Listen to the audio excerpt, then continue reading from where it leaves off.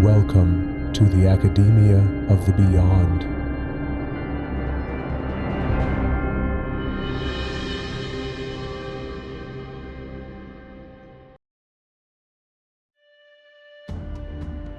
Hello and welcome.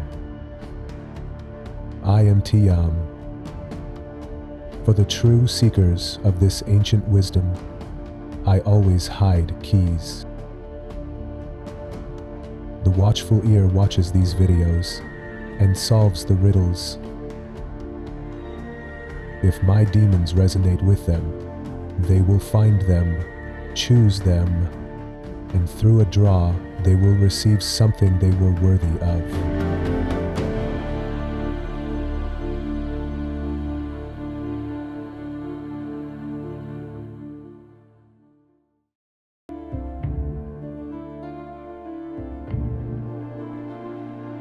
The new enrollment period for the Academia in 2025 begins on June 21st.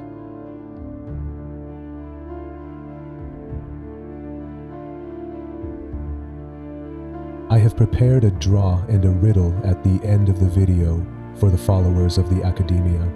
If someone is truly worthy and solves these riddles, they will earn the right to enter the Temple of Equilibrium. At the end of this video, I will share a page from my book without any hints. The one who has followed our teachings will be able to solve the puzzle.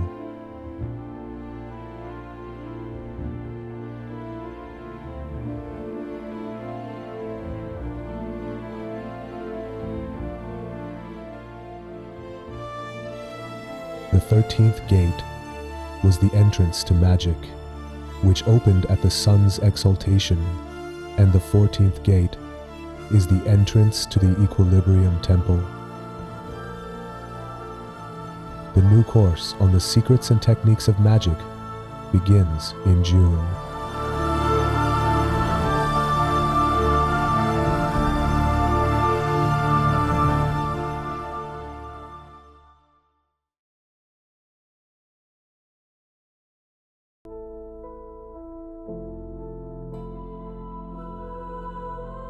What is the Temple of Equilibrium? The most important act of a modern magician is to build a temple, through which they can open their third eye, connect with the unseen, and unlock portals to higher dimensions. Whether to enlist fourth-dimensional beings, or to forge friendships with gods of the fifth. In my tradition, this will be a balanced temple, neither absolute good nor absolute evil. The human nature is balance. Balanced deities and entities will be invited to your equilibrium. There is no place here for dictator gods or their dogs, their angels. Nor is there a place here for Satan and his servants. There are gods far older and far more powerful than the Abrahamic God. For 10,000 years before Christ, humans have known them in paganism and worshipped them. Anyone devoted to the beyond can turn their home into a temple to invite companions from higher realms. This is as vital to your soul as a roof is to your body.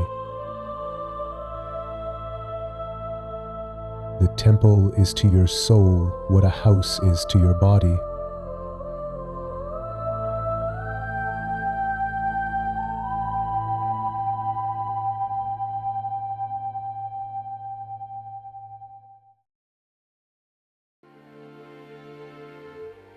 What we have plenty of are pseudo-masters, those who teach and learn from our free materials. If our sun does not shine, the community of the beyond will sink deeper into darkness and ignorance.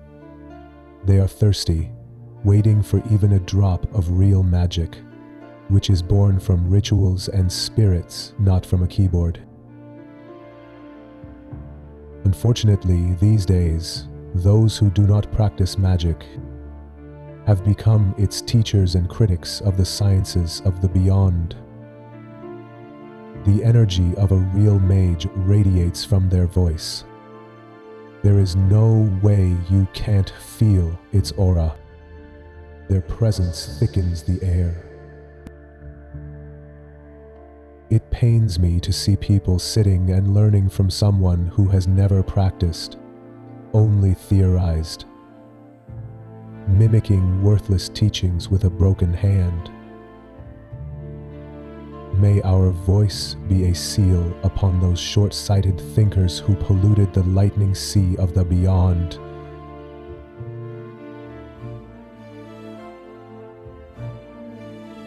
They shall remain forever nameless, their flame extinguished. May my curse be upon you every time you open your mouths.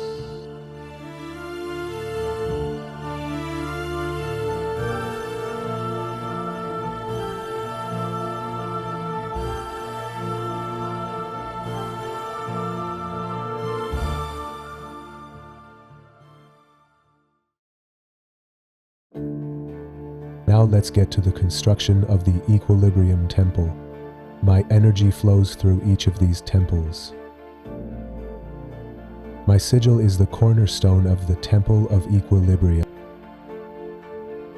For those who contemplate, sacred geometry holds great secrets. One with narrow vision sees the tree of life. One who thinks broader sees the flower of life.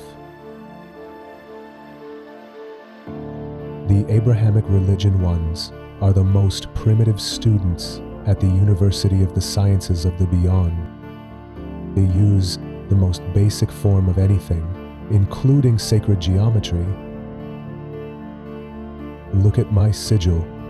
It has three main parts: the inner altar, the outer altar, and the axis of balance.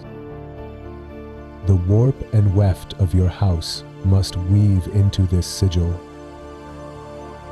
One powerful altar is erected inside the home and one outside, on a barrier wall acting as a protective shield. This wall is axis of balance and purifies energy flowing inward and outward. When, with our permission, an altar is erected, it can assume three ranks: surrender altar, possession altar, and authorized altar. Depending on the spiritual level of the student and the historical era they live in, a sacred geometry is chosen. A sacred geometry of 6 points was once introduced in the last episode. Those with little knowledge see it as the Star of David. But this geometry goes back to the creation of the third dimension, far older than the Abrahamic God.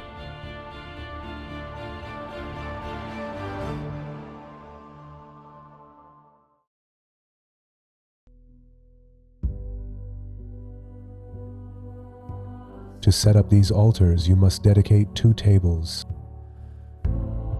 The inner altar is a table in the house, in the center of everything. In the surrender rank, it is filled with a pyramid of the 7 chakras. Surrender to the beyond only benefits those who are both diligent and devoted. Someone unwilling to walk the path of the beyond just takes advantage of its benefits. 7 crystals are used to harmonize the energy of the 7 chakras. Working day and night while you sleep, balancing your chakras and attracting wealth, love, safety, and blessings.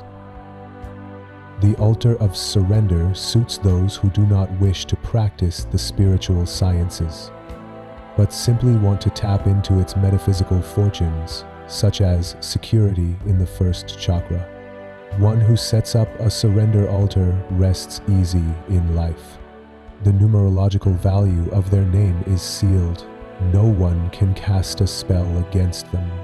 But the possession altar is for those students who have already begun the path, who are going through austerity They eat, sleep, and live with the beyond. Surrender to the beyond means surrendering to the metaphysical. Whatever is given to you, you mustn't look a gift horse in the mouth. But the possession of the beyond are about possessing the 6 demons. Our students undergo austerity to cleanse each chakra. The main difference between a surrender altar and a possession altar lies in their power.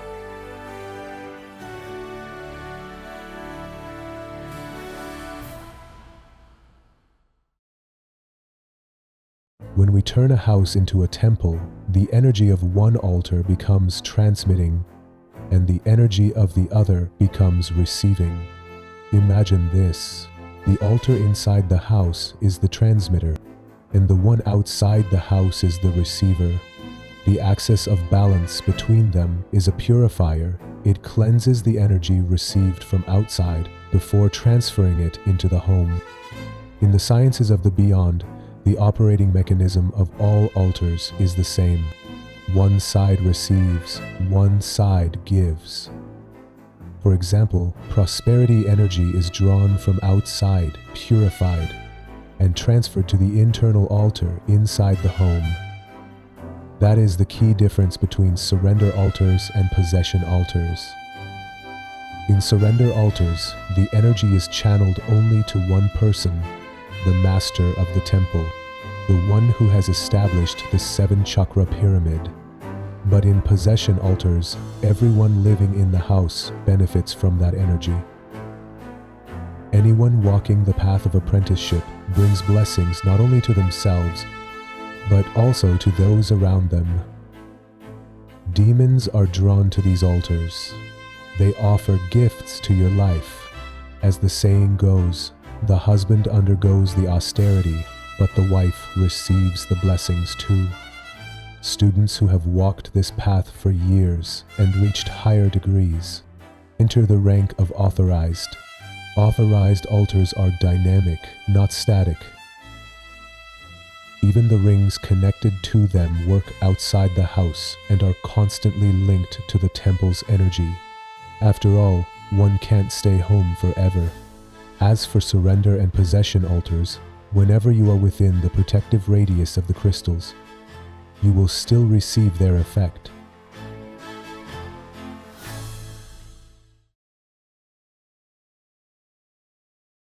Another fascinating form of magic we practice through these altars is reversing the energy roles of the internal and external altars. The inner altar becomes the receiver, and the outer altar becomes the transmitter. For instance, energies like mourning and sorrow are sent outward from within the house. They are purified through the axis of authority and expelled via the external altar. Of course, there are many magical applications for these altars. For example, someone out there might need help. Based on a collective energy intention, all temple masters perform a shared ritual on the same fortunate date to send supporting energy like help, prosperity, protection, etc. In those moments, the inner altar becomes the receiver and the outer altar becomes the transmitter, and supporting energy can be delivered to any person. I think now you fully understand that a matching pair of altars, inside and outside the house, must be erected like in the yard or balcony. But for those without either, only one in outside the house must be constructed.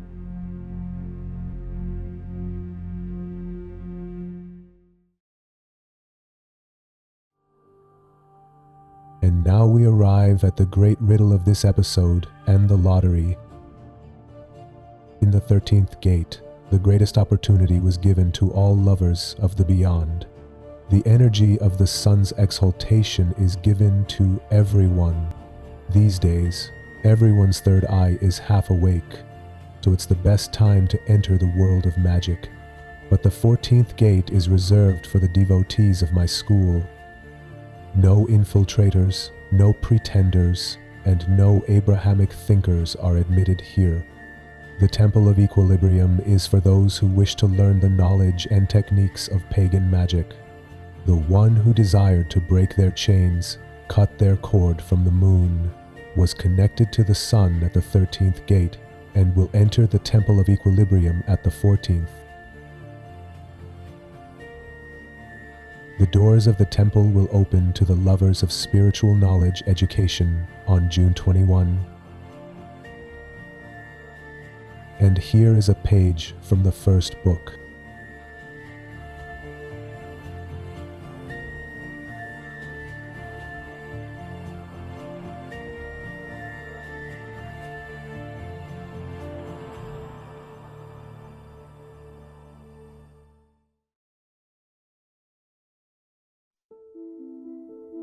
YouTube is for teaching general topics to help you grasp the vastness of the sciences of the beyond and magic, and to save the spiritual community from the ignorance of simple spell writing and fake wizards.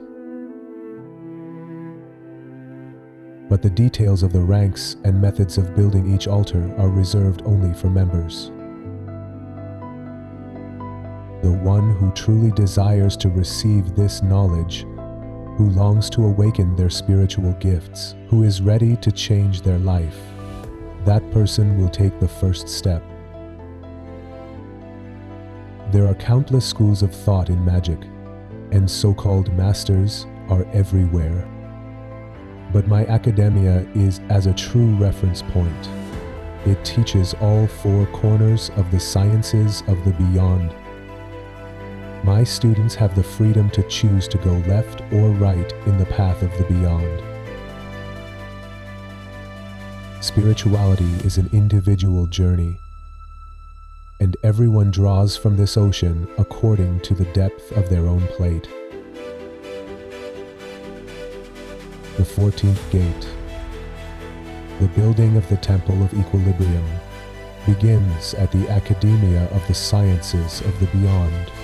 Enrollment opens on the June 21. Good luck.